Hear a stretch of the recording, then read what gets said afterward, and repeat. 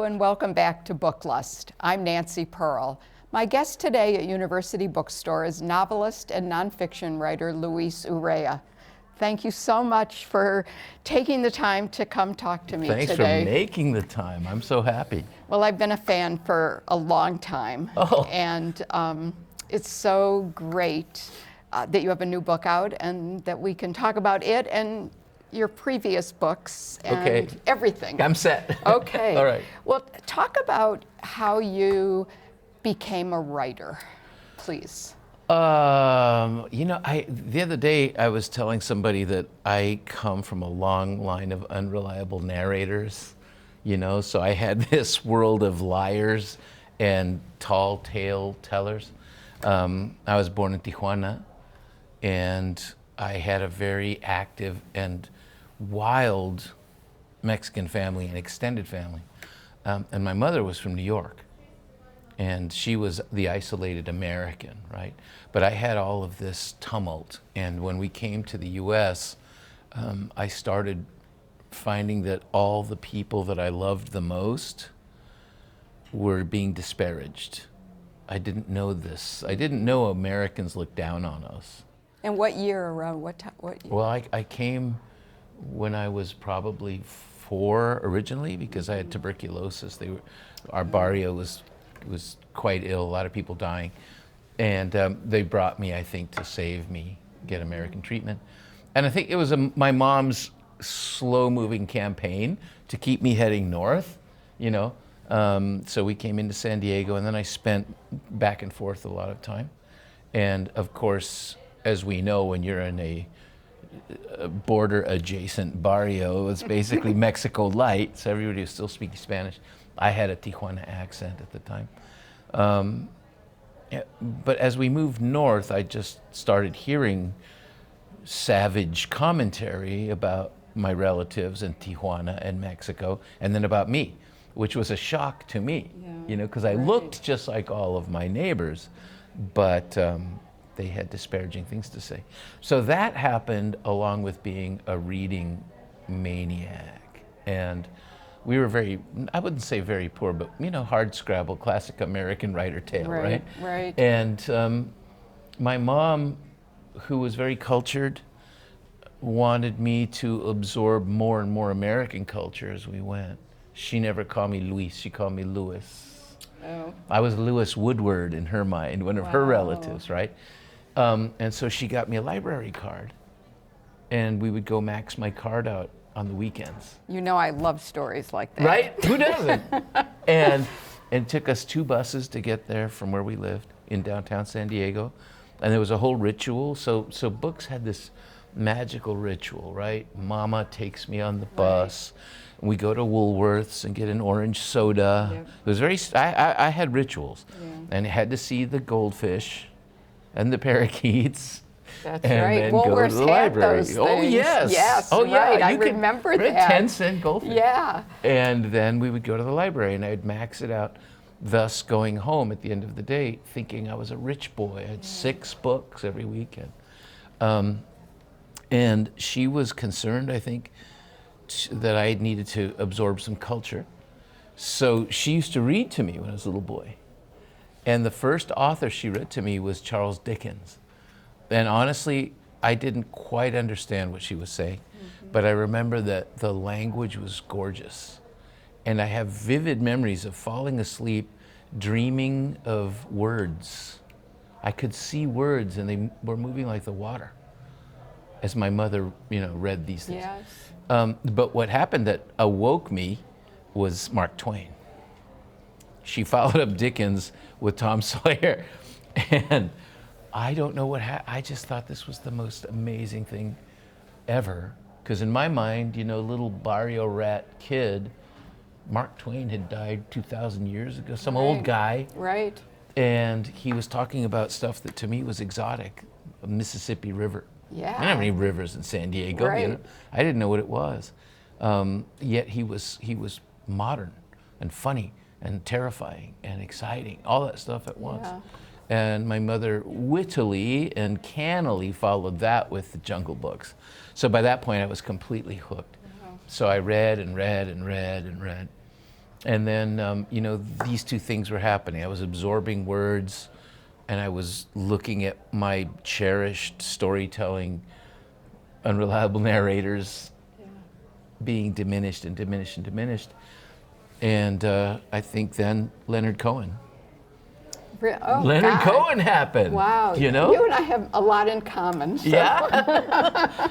I mean, a part of the magic of Leonard Cohen was that my house was a kind of an insomniac's torture chamber, in that both of my parents had very difficult pasts, and they slept apart, and both of them had hideous nightmares at night. She particularly was a World War II survivor. She had been with the Red Cross and had been through a lot of terrifying things, including the Battle of the Bulge. She had hid in a farm shack somewhere as the Germans went by, and then later had hid from the Russian troops who were hunting women. Wow. And after all that was with the Buchenwald liberators. And at the end of all that was seriously injured and almost died. So she came back with what we would now, I think, call PTSD. And she would have terrible nightmares all night and cry out and whimper and every night. And my father, because of things I think that happened in the Mexican military where he was, had horrible dreams, and he ground his teeth until they were gone. He had no teeth left. And there I was down the hall. Hearing all this. Yeah, at night, like I told you earlier before the cameras rolled, with my little Richard Brautigan books. Yeah. And there was Leonard Cohen. So it was Leonard and me late at night. And, you know, through Cohen's words, I think that I discovered this sense of mystery that you didn't hear in other music. There was something so profound about him that I couldn't pin down. Was it, I have two questions, two totally unrelated Yeah. questions to one another. How did your parents meet? If you don't mind. No, I don't mind. I don't mind. It's a great writer's story in a way. She came home from the war, and honestly, I think a lot of the things we just mentioned were difficult for her, but what she told me that upset her the most was she came back to New York City, and nobody would believe her about the Holocaust. And her family told her, "Dear, you're exaggerating." And you know, that was still that gentleman's agreement era. Right. And she was also haunted by all the other awful things, and some of her friends had gone to San Francisco. And they basically talked her into coming to San Francisco and joining them, because they were, everything goes in San Francisco. Right. And she went, and she became a jewelry buyer for the I. Magnin department store in San Francisco. And she had a houseboat in Sausalito. My mom, the bohemian, which is hard for me to process now. And my father at that time was on the presidential staff of Mexico. And there was a party in the consulate, and he came up from Mexico City with the generals, and it being the old days, the consulate called I. Magnin and said, "We need beautiful American women to come drink champagne with the generals." And the manager said, "Ladies, we're going to go entertain Mexicans," and they thought, that's interesting. And they met and they danced, and I don't know what happened, but they fell in love. Yeah. Oh, that's a wonderful story. Yeah, it's pretty cool. So, okay, so now my other unrelated question to your parents is, was it the words from Leonard Cohen that just wowed you, or the combination of the words and the music? And it was really interesting, because I was that kid that heard the words. Yeah. So I loved Johnny Cash, but I loved the words. Yeah. And I kept trying to parse out what stepping into a ring of fire meant. And of course, Bob Dylan and all that stuff. Yeah. But there was something about Leonard Cohen, that first album, the songs of Leonard Cohen, with Joan of Arc on the back in the flames. Yeah. And it was all black on the front, and that serious man. Yeah. And then that just the darkness of it. And that's the one that had Suzanne. Oh, yes. Yeah. Suzanne and the Stranger Song and Child Song. There was Sisters something. of Mercy. The Sisters of Mercy. Yeah. And it was hypnotizing to me. It was a friend's record. In fact, one of my friend's teenage sister, and I stole it from her room and took it home. And I just listened to it over and over and over and over and over. And you'll appreciate this. Sometimes people don't get this, but I think you will. So I'm blue collar, working class boy, rock and roll idiot, loving my Led Zeppelin and stuff. And I went to the bookstore because I would spend my allowance on nice, cheap trade paperback books. You remember the $1.45 book of poetry? What happened to that? And I'd get some poetry. I was looking for Richard Broad again. Right. I had discovered, of course, Charles Bukowski. I thought I was a cool kid. And I went in the bookstore, and Leonard Cohen, his novel, Beautiful Losers, and his poetry, Spice Box of Earth. And next to it, Jim Morrison, Lords and the New Creatures, and next to that, Bob Dylan's Tarantula. And I had this idiot's epiphany, right? Where I thought, oh my God, these guys write. You know, this connection happened that suddenly I envisioned Leonard Cohen typing on a typewriter somewhere. And I thought, that's how that works.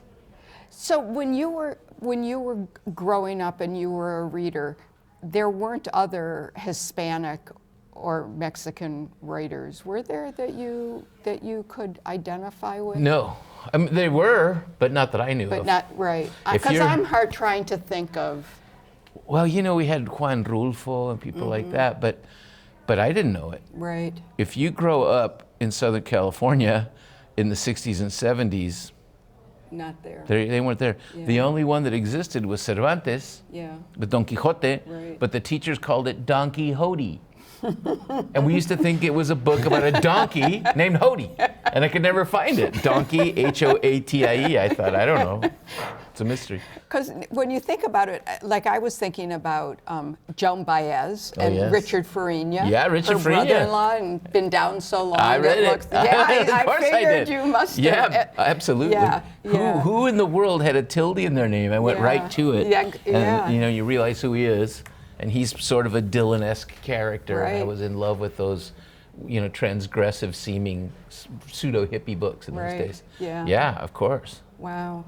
William Goldman's, do you remember what Boys and Girls Together? Oh, yes. And, that was one of the hidden period. Books in the back of the bookshelf that I found for the naughty bits.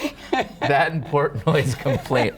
I was just, oh, yes. I liked the naughty bits back then.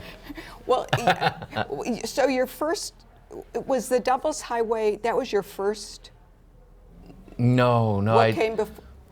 My first book came out in 93. It was called Across the Wire. Oh, okay. But then you wrote nonfiction, which... Yeah, I was always trying to, you know, I grew up pretty much self-taught.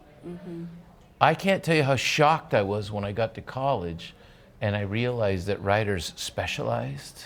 Oh, yeah, right. And I thought, you're such effete snobs, you know? And there were poets. The poets in San Diego in the 70s, you know, wore black turtlenecks and were very affected. Yeah. And I knew guys who would hold their cigarettes like this, you know? I thought, oh, no. I thought, we're workmen. And I thought, like my dad, who worked with his hands, that I needed to learn all these tools. If I wanted, I was so serious I was going to be an author. Right. But I also was in love with poetry. We're in the right spot in front of the poetry. And so I admit I read a lot of Rod McEwen, and you know, but I wanted to do that. And so by the time I started publishing, which was a long way down the road for me, I had worked really hard at all of those things. So it was my plan to just cycle through constantly. So I did a nonfiction book, followed by a poetry book, followed by a novel. And it's been variations on that theme ever since. Was there a teacher in college, a professor who was particularly? Oh, heck yeah. There were several. Oh. One which may be near and dear to your heart. But I was blessed with a lot of interesting teachers as a kid. One of them was an English professor in my junior high school, middle school, who I considered to be an eccentric genius. You know, he acted very strange, and he was always moving his hands about like this, and I realized he was just drunk out of his mind every day, because dealing with us was hell. Almost too much. Yeah, he was hitting the flask. And he was trying to teach us poetry in junior high school, but it was A thankless task. It was. I feel bad Mostly, now. yeah. But we didn't understand by the shores of Gitche-Gumee, Right. by the shining big sea waters. I thought, oh my God, this is the worst stuff ever. Leonard Cohen wouldn't write that. Yeah. Bob Dylan or Jim Morrison wouldn't. And he told me in his drunken fashion, what you need to do is go to the library and get Stephen Crane. And I said, oh man, red badge of courage, come on. He said, no, get his poetry. Yes. And I went and I got the poetry. His poetry is wonderful. For an adolescent boy, Yeah, I wow. went crazy. Wow. All kinds of gruesome, hideous beast eating its own heart in the desert. Yeah. And they were all about this long. Yes, So I thought, right. oh, this is, I'm seeing them all on the Right? page. They're wonderful. Yes, they are. Yeah, he and was it is one. my heart, right? oh Isn't yes. that how the poem yeah. that How does it taste, Yeah. friend? Yeah. It is bitter, but because of my heart, Yeah. I love it, or some terrible Yeah, thing like yeah, that. right. But He suffered a lot. yeah, Mr. Crane. Yeah. Early rock star, Mr. Cocaine.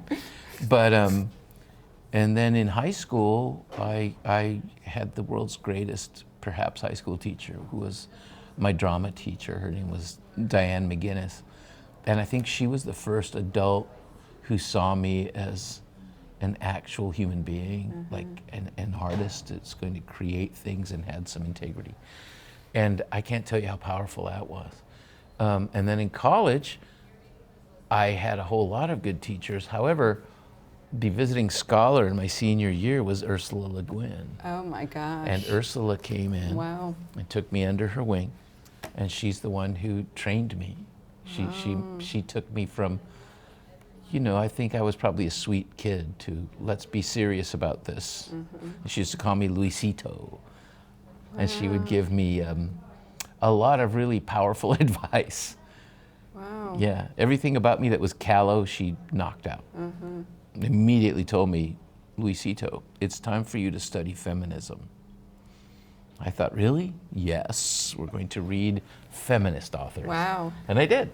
Anything she said, 'cause she was Yeah, Ursula Le Guin. Right. That's incredible that you had that experience. It was mind-boggling. Yeah. Yeah. And it was my father had died while I was finishing my senior year, and I didn't know how to deal with the details, so I wrote a piece, and my English professor took it to Ursula, and Ursula took me into the workshop, and then published the piece. It was my first sale. Wow. But she took a really serious mentoring position with me. Yeah. Well, that's What a blessing. what a blessing. It really oh, my is. Goodness. Yeah. But you had no desire to go into science fiction, or I did did- you? I or did. magic realism, or however you want to. I was a real Ray Bradbury fiend as a boy. And so I think like a lot of younger writers, I was all about sensation and ideas, right? I could out-idea. Yeah, right. But something happened. I just started veering toward realism, yeah. And then I think if you have Latino roots of any kind, you veer into territories that are seen by American critics as magical realism, even if you don't intend them to Right. be. For example, Hummingbird's Daughter, which is constantly, even to this day, called some sort of magical realism epic, throws me because the stuff in that book is actually eyewitnessed, handwritten accounts of what they saw this woman do. Yeah. And when I was editing it with my editor, he cut that stuff out. And I said, what are you doing? And he said, well, I'm taking all the woo-woo stuff out, because this is a historical book. And I Right, said, I hate right. to tell you this, but the woo-woo is the history. I made up what they're wearing, I don't know. Yeah. Or what they're eating, I don't know. So when you were thinking about your new book, The House Yeah. of Broken Angels, Yeah. what came to you first? Was it the characters? Was it the father? the patriarch of the family? My brother died. Very simply. My brother died 3 years ago. And my family attended, before he died, he'd been dying for a while. He'd suffered with cancer for a while. And there was a last birthday party on Earth, the Mexican Finnegan's Wake, where my brother orchestrated and attended his own wake and was able to make sure everybody told him how special he was before he left. And to watch it was just so incredible. And I didn't know what to do with it. He died very quickly after this party. But we watched it and attended it, and a lot of the things that are in the book actually happened between my brother and me. 2 cakes? 2 cakes. I lay in bed with him. A lot of those things happened. Most of the characters are invented, but a lot of them are not. Or they're inspired by, by events. And my wife kept telling me I needed to write the book, and I didn't know how was this a book? And another little bit of writer gossip you'll appreciate is, after this was all over, I met Jim Harrison finally, and we did a panel together, and we went to dinner, and he sat down and he said, "Tell me about your brother's death." And so I told him, and he listened very attentively, and then he said to me, "Sometimes God hands you a novel. You'd better write it." And so I had marching orders from Jim Harrison. From on high, as it were, right. And, you know, and my wife, Cindy, also. So I just started trying to tell the story. And it was very painful for me. But then I realized that we are really funny people. And it turned into this bizarre storm of humor, eros, religion, and sorrow. Which could be the definition of family. Yes, I think so. You know. Because the response has been so strong, unexpectedly strong, that I realize that it's all of our families. And beside the fact that, you know, the subtitle of the book could be "Go to Hell, Donald." Gee, what Donald could that be? And I was going to say a ruder thing, but you Right. get the gist. Right. I just couldn't take the rhetoric, and I couldn't take the awfulness that's being uncorked and unleashed. I do a lot of work during the year with Latino kids, and they are heartbroken and terrified and ashamed. And I just couldn't take it any longer. So I thought, well, let's give Americans an epic novel about another group of Americans. I loved the Italian immigrant and the Irish immigrant books and all that. Jewish immigrant books and Chinese, Asian immigrant books. And I thought, it's time for us. Yeah. It's time for us, and let's let Americans realize that a family who's been here 70 years or more is an American family. Right. Stop this rhetoric. And in my family, there's a strong indigenous wing. Even though I look Irish, you know, we have Apaches in our family. We have Yaquis in our family, who have been here quite possibly forever. So that was the impetus. Aside from trying to write this portrait in honor of my brother's memory and his family, and then by extension my family, I wanted to talk to all of our families. Was this a harder book to write because it was so personal? Oh yeah. It was joyous on one hand, right, and deeply painful on the other hand. And I cried writing it, which is not my experience to be, you know, I'm not that precious that I say, oh my God, that was so great. But, these words. Yes, every word a pearl. No, but yeah, there was a lot of pain, and there were a couple of moments when my wife actually had to type it. I was just walking back and forth saying it because I couldn't deal with it. And then there's the element of worrying about the hubris involved in telling the story of people, albeit from your family, that aren't you. And last night in San Diego, they came for the first time. All of them sitting in a line in front of me in the bookstore, and I've got to tell the story of how I wrote the book, and it's about their brother, and his widow was sitting there. And the family has always come to my events, except she had never come to one. This was her first time. And she sat there clutching the book. And I thought, how am I going to tell this? And it was just, it was amazing. It was magical. It was magic. Yeah. And and to have, I told the audience last night, my brother's ego was huge. His pride was huge.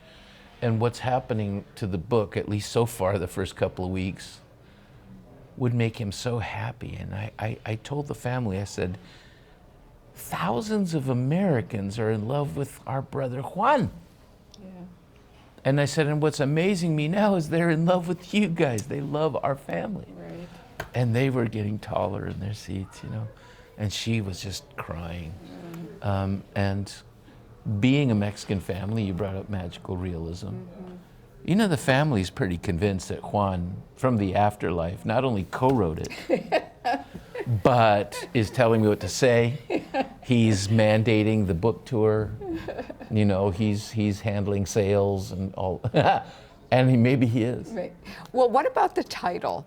Yes. It's such a great title because of the book, because of the characters, and they are broken. They're broken and made whole, and broken again, Yes. made whole in their relationships with one another. Was that early, the title, did that come to you early? Or? Yes. In fact, I was trying to write years ago a book about the barrio. And it was much more savage than this book, about the intractable rules of machismo and what happens to boys. Yeah. And I put it aside for a couple of years, and then when this came, it just hit me that this was a really great title. And also, there are lots of homages through this book, and one must tip the hat to Isabel Allende, Right. the House of the Spirits. Yes. But also I thought, okay, so there are these two brothers, both of them named Angel, Right. and one of them, at least physically, is broken, but the other one, who seems to have it all, Right. is emotionally sort of shattered and trying to find his way in the world and into the family. He's alienated from them all Right. and is unsure. And there's a moment near the end of the book when the dying brother is pitying his younger brother because he doesn't know yet that life's going to force him to his knees one day. It's a wonderful, wonderful book. Thank you. And it is Thank just, you. you laugh. My experience was that it was funny, and it was tragic, and thanks. it was just this amazing, true portrait of what families are. So, Well, thank you. Congratulations. Thank you. Yeah. Well, our time has just flown by. I feel like we could have gone on. Oh, I'd love it. But thank you again Thank for you, coming Nancy. by. Thank you.